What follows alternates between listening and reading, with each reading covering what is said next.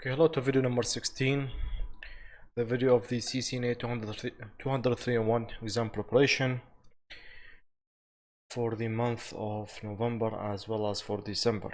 That should be the last video for the months of 2020. Yes, in the previous video number 15 we have discussed 20 questions about both September and October update. In this video I will also discuss about another 20 question for both November and December, starting from question number 1 right now. Question number 1 will be referred to the exhibit. An engineer configured the New York router, which is this one here, with the state routes that point to Atlanta and Washington sites. Which command must be configured on Atlanta and Washington routers so that, be careful, each one of them will be able to reach the loopback 2 of New York. This is not talking about making Atlanta be able to reach Washington through New York and vice versa. It's not in that way. The idea here is only about making Atlanta and Washington, both of them, be able to reach this loopback interface of New York. I don't care about the address as much as I care if I wanted to reach its destination or any other destination that might be useful. I need to reach through that link and through that link.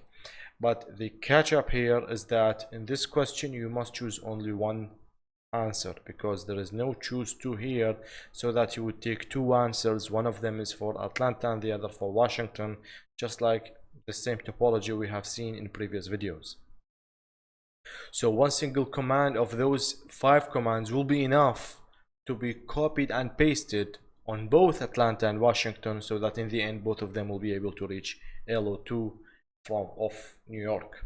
IPv6 route, so this is a static IPv6 route for everything. It's a default static route of IPv6 towards serial 001. If I configure this command on Atlanta, there is no serial 001 on Atlanta against or opposing to New York.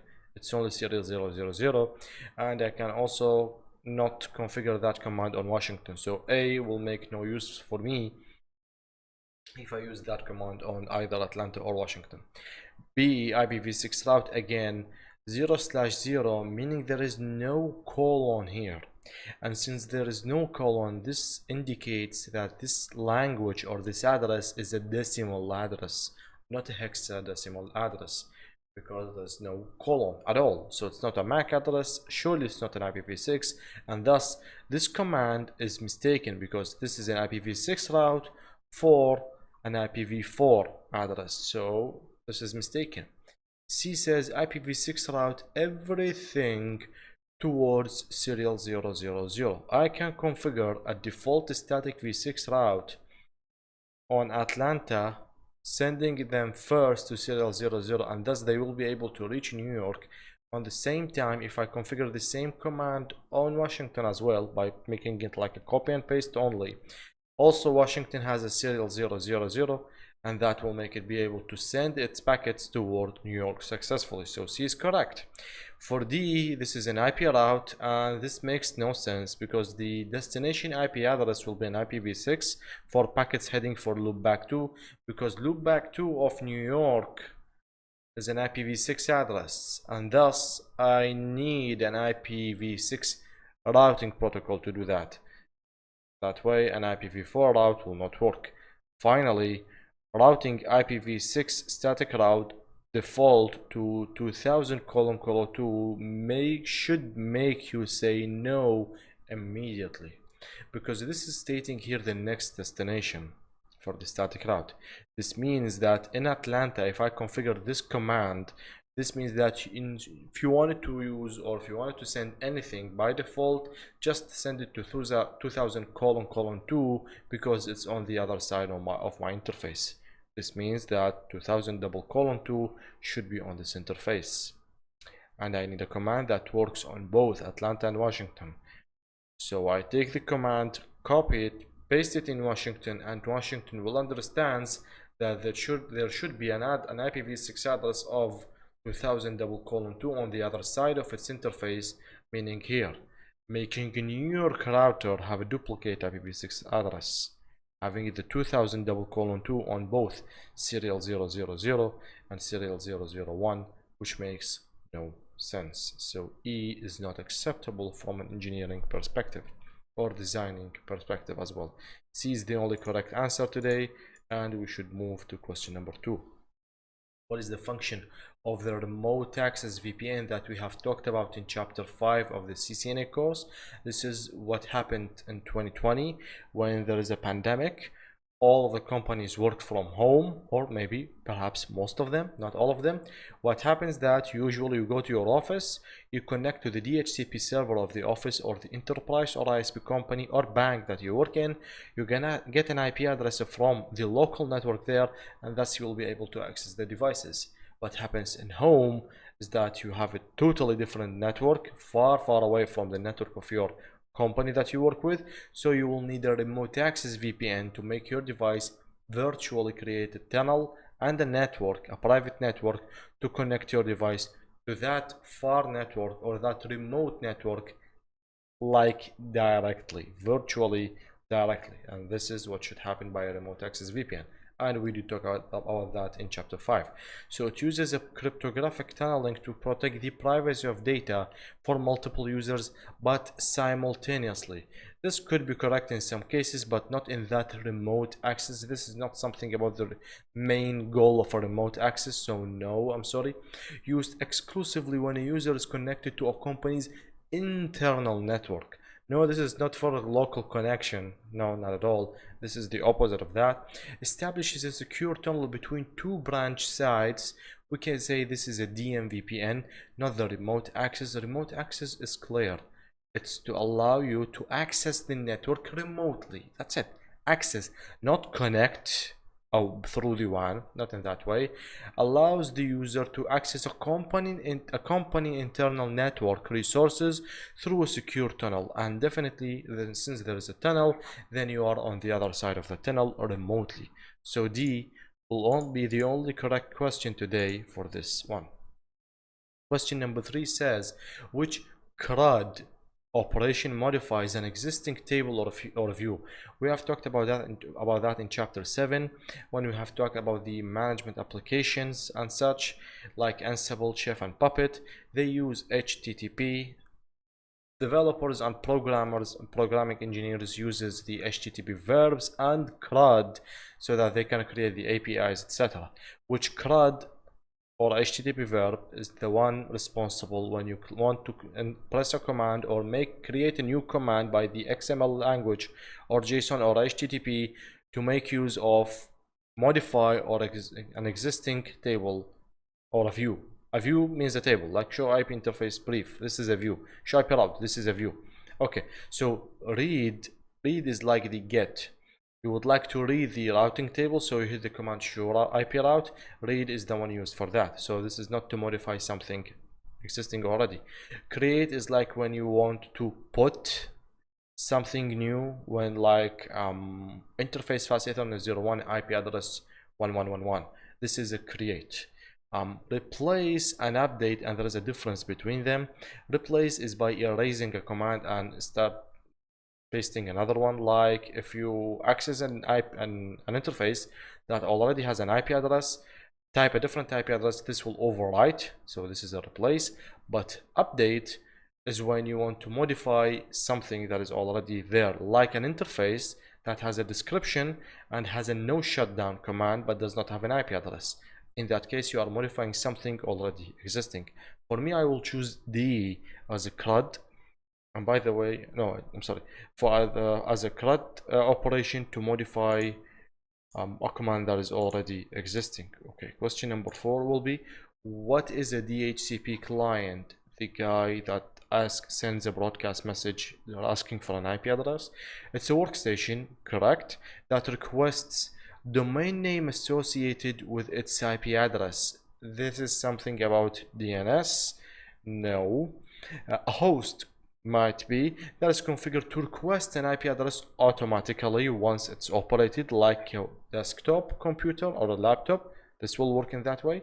A server, no, you either a client or a server. So sorry, I'm not reading that.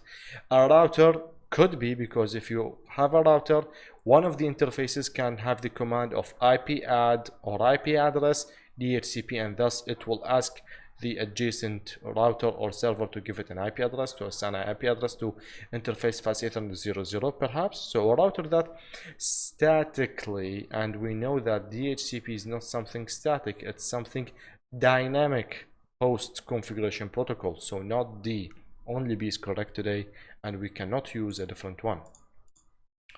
Okay, question number 5 said, what is the same or yes for both copper and fiber interfaces when using the SFP modules? Your question will be, yeah, okay, so what are the common characteristics between copper and fiber optic interfaces? They support inline optical attenuator. There is nothing called an optical attenuator or any optical features in the copper interface, so a copper interface cannot share the fiber optic interface with these. They provide minimal interruption services by being hot swappable. This is correct, and that means that whatever type of interface that you have, whether it was a copper, a port, or a fiber optic port, and there is a cable connected in it, and you wanted to swap that cable in 2 seconds just by unplug and plug a different cable on both sides, does that have or require any prerequisites?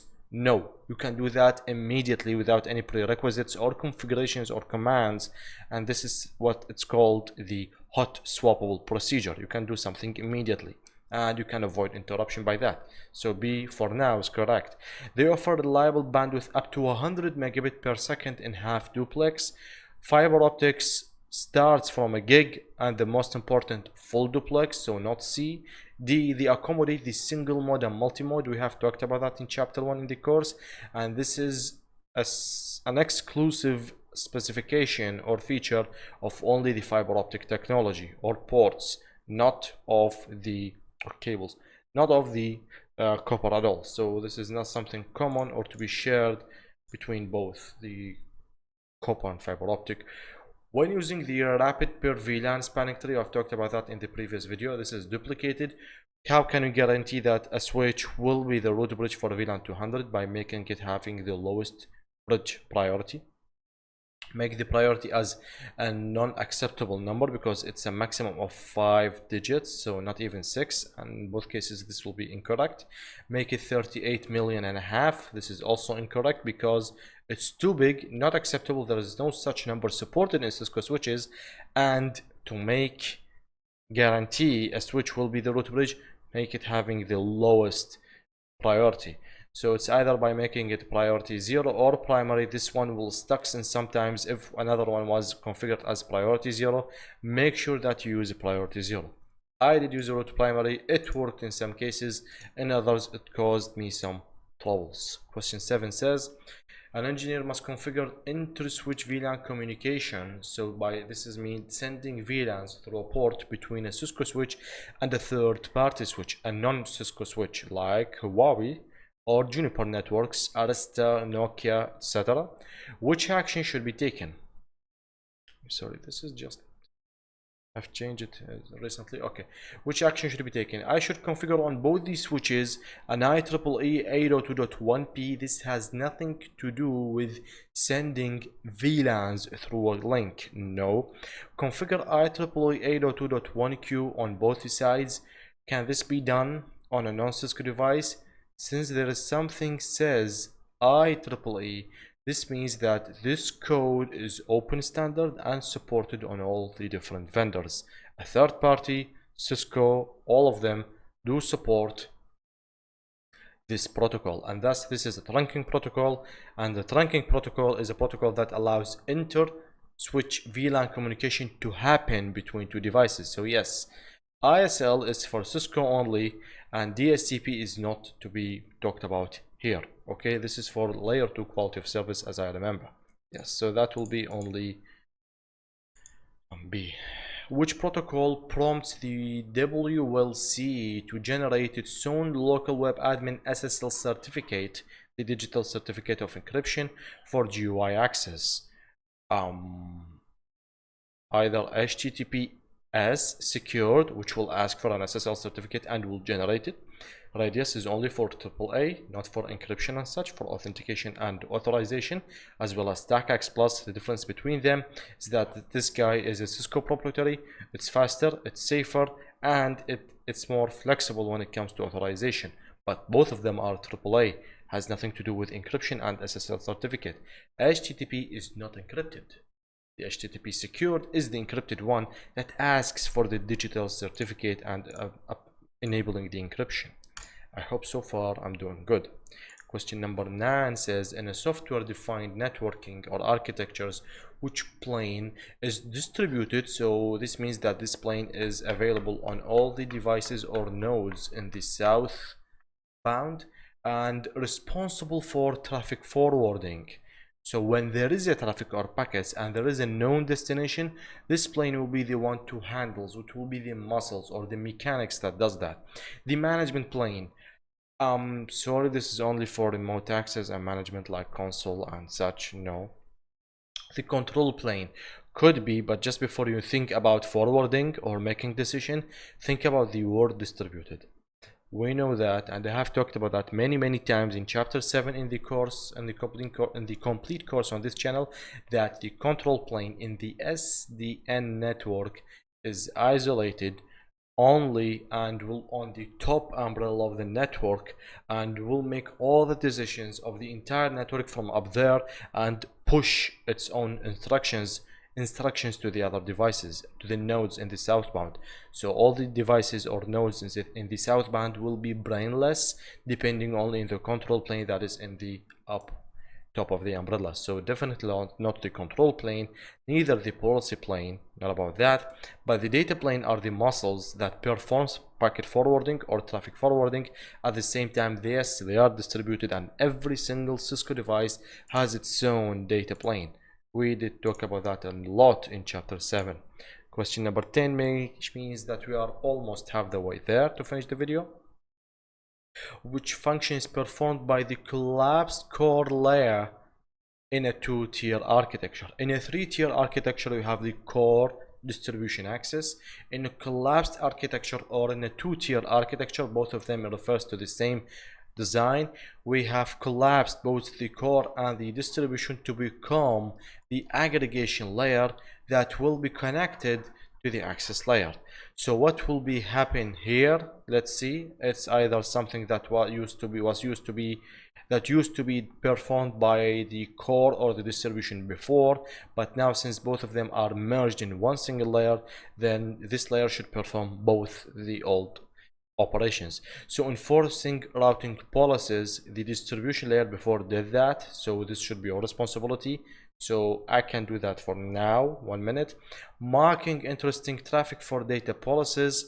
QoS should be enabled in the access. No. Attaching users to the edge of the network. Edge of the network in this design means the access layer itself. This is the definition of the access layer. No. Applying security policies should be in the firewalls that either installed before the client or before the internet. So not you, but there is one correct answer, which is the routing policies, and this is the distribution responsibility. In that case, I will make it the aggregation responsibilities since it's a collapsed architecture. Where does the config reside when a helper address is configured to support DHCP? In a cases when I have normal DHCP, I will have a host requesting a DHCP or an IP addressing assignment from the nearest DHCP server. In the case of IP helper address, I will have a remote DHCP server that is connected to me through multiple routers so that it will be able to reach me. So where should you configure the helper address? On the router closest to this server. Let's make this one is this server here. So I should maybe implement the command on this interface, and that will be extremely useless. Why? Because this host will send the broadcast message all the way to this interface, and you know what happens to a broadcast message when it reaches a layer 3 interface? It vanquishes, it disappears, because those interfaces, they swallow them and they send them like to a black hole. This is the job of a layer 3 device or a router or a layer 3 interface. It isolates completely every single port in a single or isolated broadcast domain, and thus a broadcast message will stop here, asking nicely that I only need an IP address. So the router, so this interface, for a matter of microseconds, will say, let me look back and see if there is a DHCP server here. Sorry, there is no pool. The pool is closed. Go home or find another beach. There's no pool today. Okay, and that way implementing the command on this router is useless. On the router closest to the client, and this is what I am talking about, implement the helper address command on this specific interface so that it will have a small mirror here reflecting that message up to the DHCP server. And we did that in a real lab on the channel, on the CCNA 231 complete course. Yes, I did that. On every router along the path, this will be a big headache and make this protocol useless, and it's not in that way. On the switch, I should configure helper address on a layer 2 device on a trunk interface. Are you sure? No. Yes, we have done that on a switch, by the way, before, but I did configure that on interface VLAN, which was a layer 3 interface, by the way. It's an interface VLAN. Yes, refer to this exhibit, question number 12. Network admin must permit the SSH access to remotely manage routers in the network. The operations teams have this address to be a destination in my access list. Which command will accomplish this task? I can see that the interface gigabit Ethernet 01 has the access list extended in. So when it's receiving traffic, it will read that list with an IP address, and that access list has 4 rules. Deny the ICMP, whatever, this will not affect my SSH. Deny everything from anyone heading to 10.20.1.0 but /24.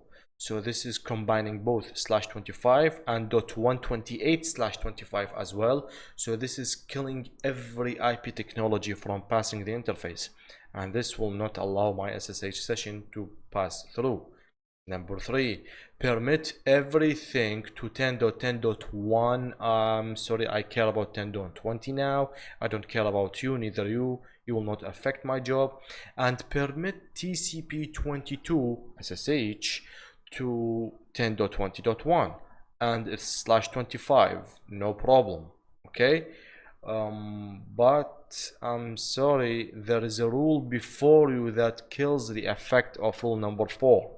In that case, I need to do one of two things. Number 1, to swap between these two to make this in a higher role or sequence from this one. Number 2 is to completely erase that role so that at least my quest will reach the 3rd or the 4th rule here to be read, and thus it will be forwarded. So access list, add a command of access list permit UDP. What does UDP have to do with us today? Nothing. Delete the deny TCP. No, I need that. Okay, access list extended or 2699 permit TCP 22. There is a permit already. You are doing nothing, and no. Finally, it says no access list deny IP any, and this will erase this command here or this rule, and that will make my list works properly. Yeah, okay. 12. 13 says, what is the purpose of traffic shaping? Traffic shaping is like when you have that small sharp knife and a piece of wood, and you would like to keep sharpening that surface to make it in the end look equal. And this is what will happen to your interface when you monitor its own traffic by an SNMP monitoring system like PRTG. You will find that interface fast Ethernet 01 has a steady traffic of 10 megabit per second for the last 60 minutes, and this is shaping. Okay, this is done by enabling, by the way, chapter 1 or the architecture chapter of the CCNP Enterprise Core 35401 on my channel in English has a really detailed explanation about quality of service, and shaping, including and mentioning the tools of shaping, which are queuing. And queuing is creating lines for packets to wait, packet 1, packet 2, packet 3, and only one single door that passes 10 megabit per second of traffic, and thus I will send 10 megabit. After it reaches another 10 megabit, another 10 megabit, all of those other 10s are waiting in their queue for microseconds or even seconds, I don't know. Okay, so this is shaping.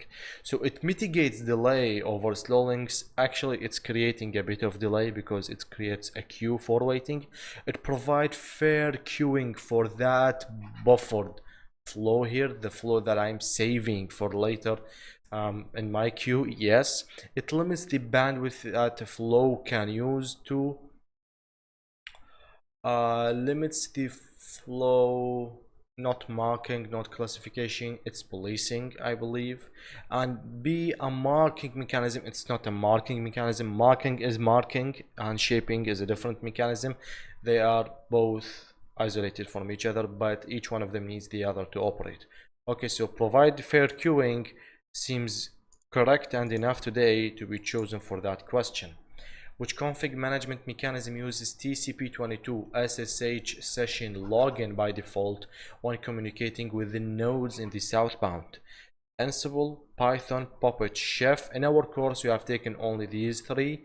In the Enterprise Core course, there will be these three again with extra details, plus the Ansible as well, because this guy actually is the most popular application to be used worldwide nowadays in 2020. Is yet to come in a few days. Okay, hopefully with health and vaccine. Yes, so which one actually uses TCP/2020? The unmentioned Ansible does use SSH by default. Yes, so just for the record, Ansible is the one that uses SSH by default, and we will talk about that in the core course if you will ever follow me for that course later. Refer to this exhibit in question 15. If OSPF is running on this network, okay, this is OSPF running between two routers. Each router have its own specific local network behind the scenes. Okay, how does R2, this guy, handle traffic coming from site B, whatever, heading to a network in site A? So we would need a routing protocol to push the traffics either from this interface, that interface, or from both at the same time. Let's see, based on the routing table of R2, it says if you wanted to send something to 10.10.10.8, I don't care about it. Send something to 10.10.12, I don't care about it, I'm sorry. Send something to 10.10.13, yes. .0/25, so this one ends with a broadcast ID of 127. You are not included, I'm sorry, so no. And 10.10.10, yes, so no one mentioned 10.10.13.122 it here. Perhaps the default gateway, default route will deal with it. But gateway of last resort is not set, so there is no default route, dynamic or static one command configured on R2. Unfortunately, whomever wants to reach that one will not be able to. So it load balances? No. If it was destined to this network, it will be load balanced because it's equalized between both fast Ethernet 01 and 02 route. No, it's unreachable and discards the traffic. Yes, it will not be sent through neither 02 nor the 01. I'm sorry, it will be unreachable. Okay, we have finished almost 70% of our questions. I hope that you are catching me so far, and I really hope that just like I see, most of those questions are really simple, makes more of sense, and we did really mention them in our course. I hope you do that as well. I hope you see that the same way that I do, except for the Ansible question. Yeah. 16 says, which command configures a floating static route, the backup hiding or the backup hidden route? Sorry, what's wrong with you?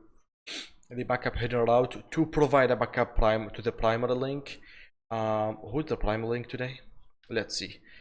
An IP route by default, no problem, to that destination, but with a missing backup administrative distance higher than the value of 1. So this is not a command of a floating static route from the beginning, it's a primary static route. No. The other command says IP route to this network that has that specific mask to this next hop, yet no AD administrative distance is missing. IP route again just like A, no difference at all, but D says hopefully IP route this network /27 to this next destination, and we do have it here. I have it right here. There it is, this network, and it's routed via static route. And let's see. Yeah, yes, static route, and you can find the AD here right away, and that same ID AD administrative distance, so it will be D. If the primary one fails, the backup will show up here, and in that case I can see the backup already. It's clear. Seems that the main one has failed already before the question even written. What is a practice that provide network from protects a network from VLAN hopping attacks? Attacking your network by connecting a device to a specific VLAN and rogue from that VLAN. Enable dynamic ARP inspection DIE, which we have talked about in chapter 5 of this course, I believe. Yes, we did. But no, this is not in that way, not by binding MAC, no. Configure an access list to prevent traffic from changing VLANs. I don't remember such thing. Change the native VLAN to an unused VLAN ID. Perhaps VLAN 300 or VLAN 3000 is a VLAN that's not used in that network at all, only created in switch 1 or switch 60 maybe, and that guy, foreign guy, can't connect its own computer or any other device to switch 60 because switch 60 is not in the data center, so it's not really physically secured. And that way whatever that guy sends through VLAN 3000 will go nowhere, because VLAN 3000 is only not available, only lives in switch number 60. So I believe C could help us really. Implement port security on internet facing VLANs. Are we talking about? Interesting how an internet facing port might carry a VLAN. It should be a layer 3 interface carrying like a BGP or ISIS. Perhaps external VLAN, not external OSPF, but not VLANs. But C is correct. We can neglect D because C makes sense, and that should be enough. 18 says, which tech can prevent client devices, okay, from arbitrarily connecting to the network without state remediation, without being limited, without being monitored and asked every while another of how are you today, are you enjoying your service here, do you need anything, are you really staying all that long, okay, any checkout please. Okay, this is the state remediation. This is the third brother A of the AAAs, the authentication, authorization, and comes that third important guy, accounting. This guy is the one that does the state remediation by looking to that interface, to that host, to that client, and asking it every while another of, you're still connected? For how long? You want to renew your authentication again? Are your credentials staying up for more than 4 hours? Are you staying for more than 4 p.m. today? Extra time maybe? In that way, this is what accounting does. So 802.1x will be that tech. Well, since 802.1x carries AAA, then might be. An IP source guard, I have no idea about that, but I don't think it's from a matter of really security. It's a matter of monitoring and performing something. Yes, MAB, which we have talked about a lot in chapter 5, but of the Enterprise Core course, because it's totally not on, both of them are totally not on the agenda of the CCNA, so I haven't mentioned them at all. But MAB can or does authenticate you without AAA, depending only on your MAC address, not asking for a username, not for a password, and thus it authenticates you by bypassing depending on your MAC address. So this is what a map does, and there is no remediation here. 802.11 is wireless and no, okay. 802.1x is good. It carries AAA and AAA has accounting and we are good by accounting. What facilitates a telnet connection between devices by entering the device name. Interesting. SNMP have nothing to do with telnet or name server or domain name worldwide through the internet. A DNS lookup perhaps, and not a syslog, I'm sorry, neither the network time protocol. The domain name server lookup perhaps will make use of resolving the name of your device throughout the internet when you would like to telnet it remotely. So yes, it will only be, yes, we are almost done today. How does the dynamically learned MAC address feature function? When a switch automatically discovers and records in the MAC table the MAC addresses of the neighboring or the adjacent devices. How does that happen?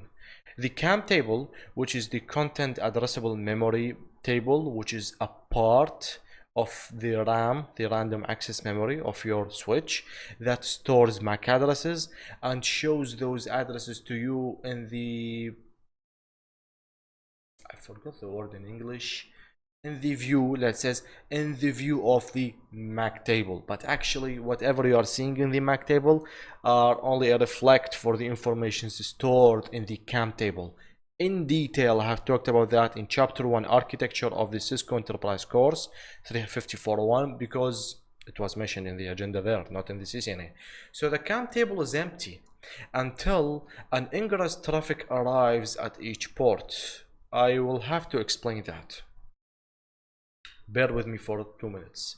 If you have a switch, you have just bought it, and it's actually not one, 5 switches, and you wanted to connect it in that way. The star topology, 4 switches, all of them are connected to a single switch, the main one, switch number 1.